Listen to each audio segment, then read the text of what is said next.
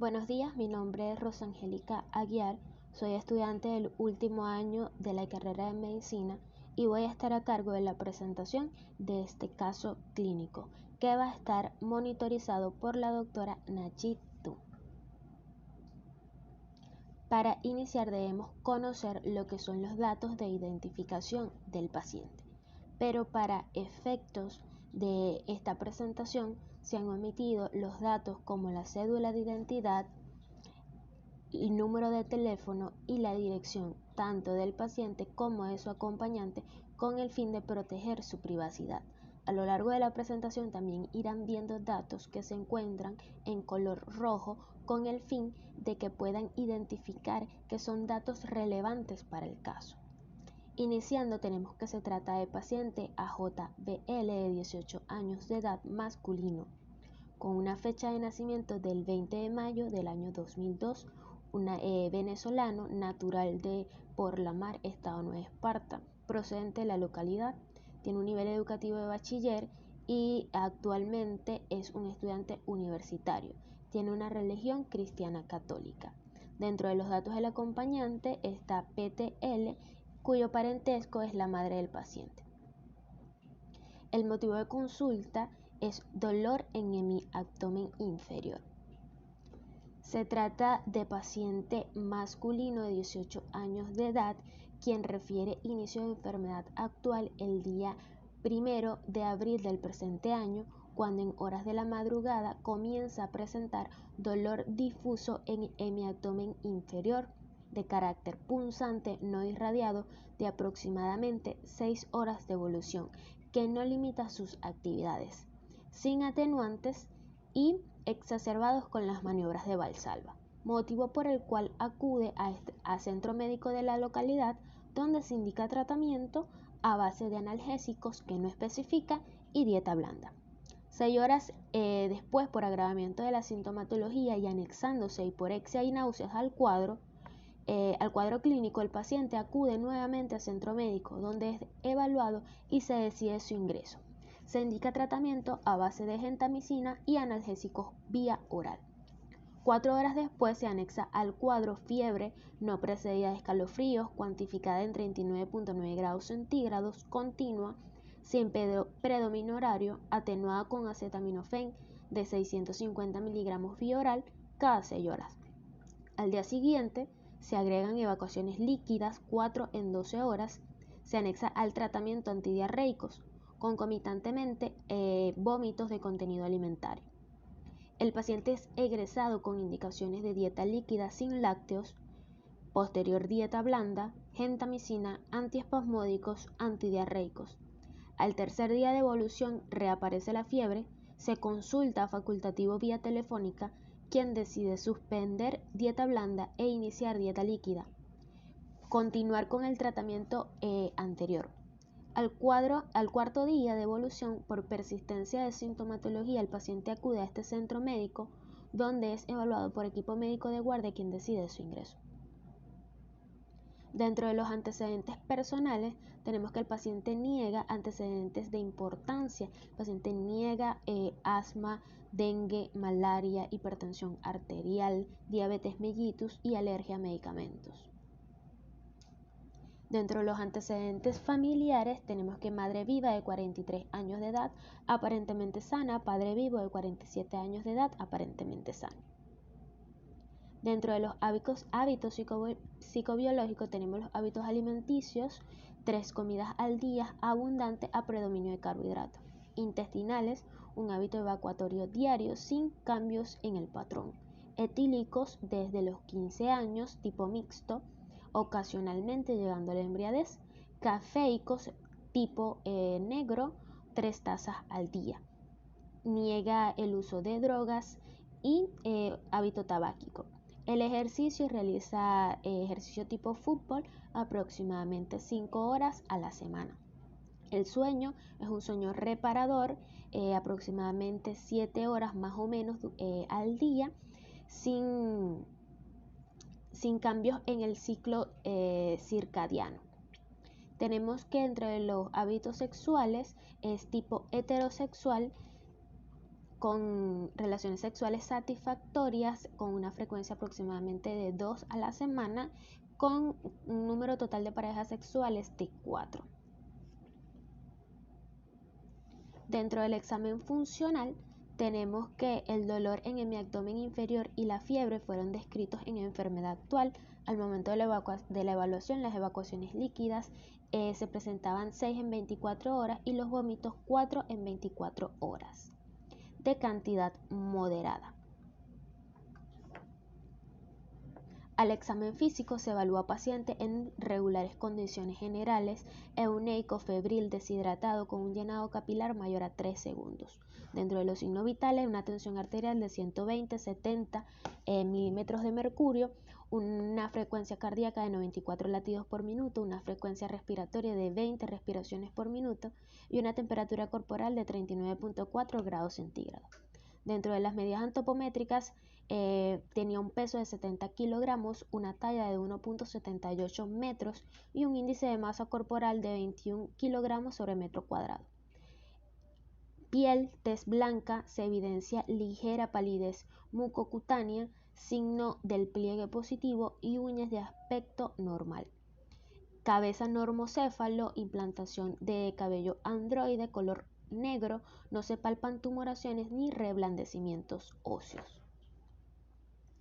Boca y orofaringe, se evidencia mucosa oral mal hidratada, seca, sin lesiones, lengua, paladar y piso de la boca de aspecto normal, úvula central, simétrica, elevación simétrica del velo del paladar. El cuello es cilíndrico con una movilidad conservada, pulsos carotídeos simétricos, no se palpan adenopatías, tráquea central móvil y tiroides no visible ni palpable.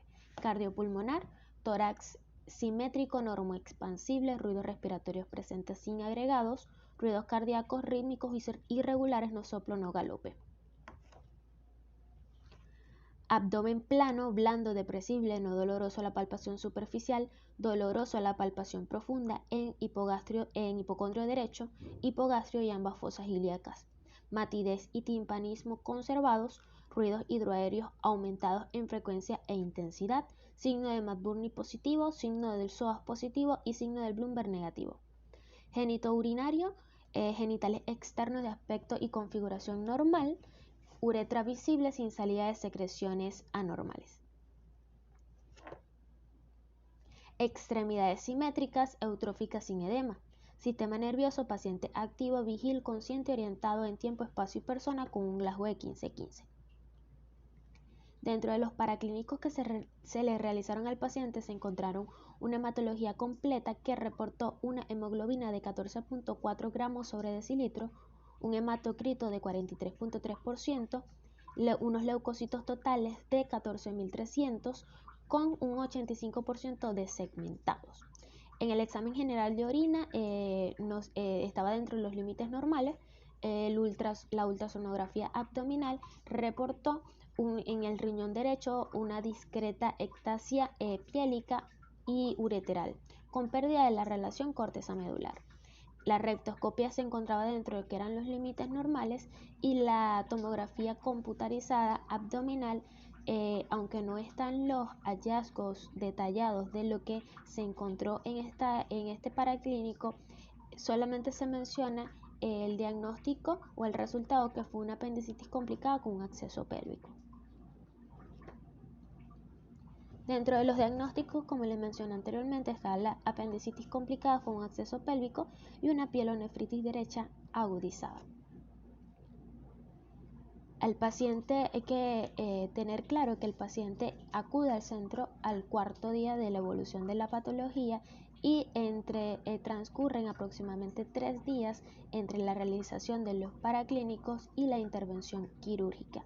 El cirujano que llevó a cabo la intervención reportó hallazgos, los siguientes hallazgos: un acceso pélvico con un contenido de 30 mililitros de material purulento, un apéndice vermiforme perforado en su base, sellado por el ciego y la vejiga. Se realizó en la cirugía lo que era la ligadura del muñón, drenaje del acceso y lavado de la cavidad. El paciente evoluciona satisfactoriamente siendo egresado al 5.º día postoperatorio en buenas condiciones. Para la discusión de este caso, vamos a iniciar recordando que la apendicitis es una urgencia quirúrgica abdominal frecuente, que aproximadamente el 60% de todos los casos de abdomen quirúrgico corresponden a esta patología. Dentro de los aspectos epidemiológicos resaltantes, tenemos que esta patología es frecuente en hombres, es decir, que afecta más al sexo masculino, en un periodo de tiempo comprendido entre lo que es la pubertad y los 25 años de edad aproximadamente. En base a nuestro paciente, era un paciente masculino que tenía 18 años de edad, es decir, cumple 2 de los diagnósticos epidemiológicos, sumándole que el paciente refería dolor abdominal.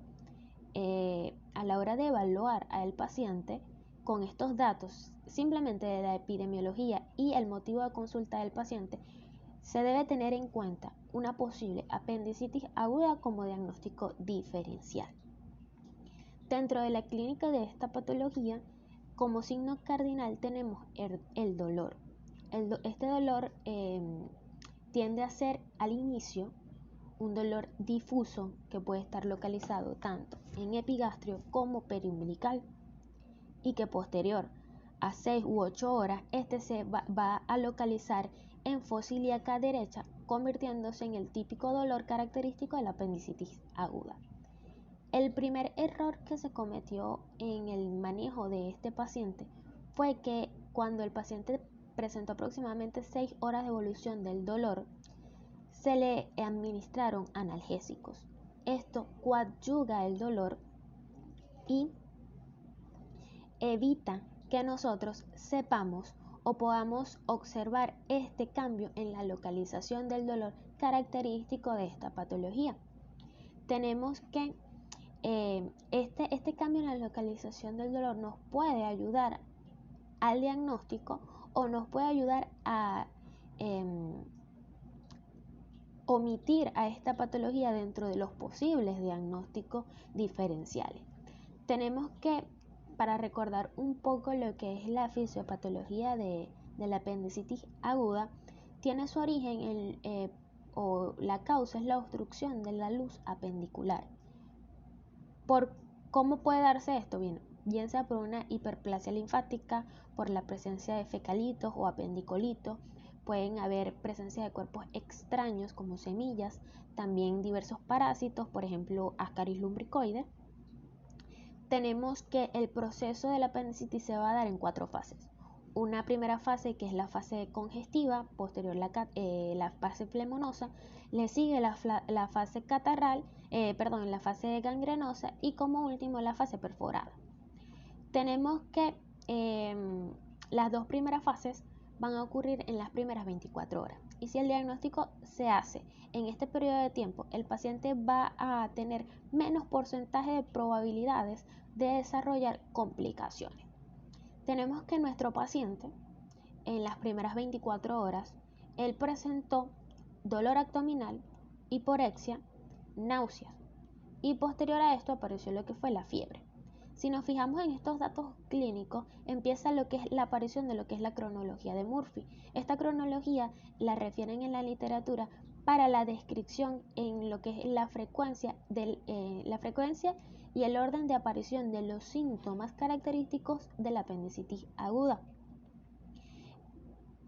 ¿De qué consta la cronología de Murphy? El paciente va a presentar anorexia, va a presentar náuseas, vómitos, fiebre, cambios en el patrón evacuatorio en el periodo miccional. Nuestro paciente presentó gran parte de estos síntomas. Posterior a las 24 horas apareció lo que fueron las evacuaciones diarreicas.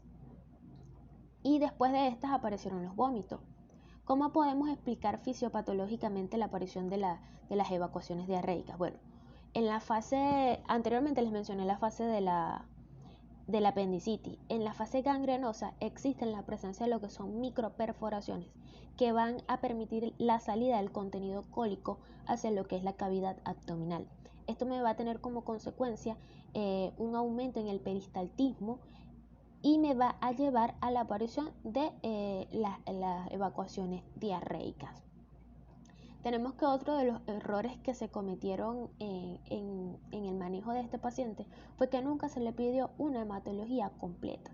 Si estamos pensando en una posible apendicitis aguda, podemos solicitar este paraclínico y esperar la aparición de una posible leucocitosis a predominio de polimorfonucleares, cosa que no se le realizó al paciente. Tenemos que el paciente se encontraba presentando náuseas, vómitos, continuaba con el dolor y aún así el paciente fue egresado, cosa que no debió realizarse y fue un grave error, puesto que dentro del manejo de esta patología se debe tomar una conducta expectante. El tratamiento que debemos tomar es sintomático, cómo se realizó, si debemos tratar la fiebre con antipiréticos, tratar los vómitos, la diarrea, pero no debemos coadyuvar el dolor, puesto que, como les mencioné anteriormente, este cambio en la localización del dolor es el que nos va a ayudar al diagnóstico. El manejo expectante que debe tener esta patología no se realizó en este paciente. El paciente fue egresado y con vómitos y náusea, vómitos y diarrea, tuvo 2 días presentando esta sintomatología. El paciente debió sufrir una deshidratación y dentro del manejo y el tratamiento de esta patología es importante tomar en cuenta hidratar al paciente y así podemos prevenir unas posibles complicaciones. Otro de los errores que se cometió fue que nunca se le pidió al paciente electrolitos séricos y si el paciente presentó lo que les mencioné anteriormente, diarreas y vómito, el paciente podía tener alteraciones de los electrolitos. Tenemos que recordar que la evaluación del paciente debe ser completa. El paciente consultó a facultativo vía telefónica y el médico no le pide al paciente que asista al centro médico para ser evaluado. Simplemente cambió la dieta de ser una dieta líquida, de una dieta blanda a una dieta líquida, pero no se evaluó al paciente. Al 4.º día fue que el paciente asiste a otro médico donde sí es evaluado. Que recordar que el 90% del diagnóstico de la apendicitis aguda es netamente clínico, que se puede corroborar con paraclínicos, pero el diagnóstico no los va a dar la clínica. Y en el menor tiempo posible sea diagnosticado, menor van a ser las probabilidades que nuestro paciente nos generen posibles complicaciones. Una vez que el paciente acude al segundo médico, es que se le indica la realización de paraclínicos como la hematología, que reportó una leucocitosis a predominio de polimorfonucleares. Se le indicaron también lo que fue la tomografía computarizada, que aunque no describió los hallazgos detallados que se observaron en la misma, dio como resultado una apendicitis que ya estaba complicada con un acceso pélvico. ¿Cómo explicamos la aparición de este acceso pélvico? Bueno, dentro de las posibles evoluciones que puede tener una apendicitis está la generación de un plastrón que el mismo organismo lo produce con el fin de evitar una peritonitis generalizada. El acceso que presentó el paciente a nivel pélvico es este plastrón que se abscedó. Hay que recordar o hacer énfasis en que la intervención se realizó 7 días posteriores al inicio de los síntomas. Dentro del tratamiento quirúrgico que puede tener esta patología puede ser una apendicectomía abierta o una apendicectomía laparoscópica. El paciente evoluciona satisfactoriamente y posterior al 5.º día postoperatorio fue egresado en buenas condiciones. Para finalizar la discusión, debemos recordar que en nuestras manos como médicos está la vida del paciente y nuestra herramienta fundamental para llegar al diagnóstico es la historia clínica. Si realizamos una buena anamnesis y una buena exploración física, podemos pensar en el diagnóstico o los posibles diagnósticos diferenciales que luego vamos a ir descartando, bien sea con la realización de paraclínicos o con la aparición de nuevos síntomas. La solicitud de paraclínicos van a realizarse con el fin de confirmar ya sospechas que tengamos mediante la clínica que nos presenta el paciente. Hay que recordar que un paciente, si no está en buenas condiciones, no puede ser egresado, puesto que nosotros también debemos cuidarnos de las posibles consecuencias legales que esto pueda traer, puesto que si al paciente le ocurre algo, es responsabilidad de nosotros como médicos tratantes. Hay que recordar que el paciente es un libro, ¿verdad?, que nosotros debemos estudiar. No podemos subestimar los síntomas o ignorar en la presencia de estos síntomas que pueden ser decisivos a la hora de nosotros llegar a lo que es el diagnóstico. Y para finalizar, les traigo esta frase de William Osler, el padre de la medicina moderna, que dice: estamos aquí para añadir lo que podemos a la vida y no para sacar lo que podamos de la vida. Gracias.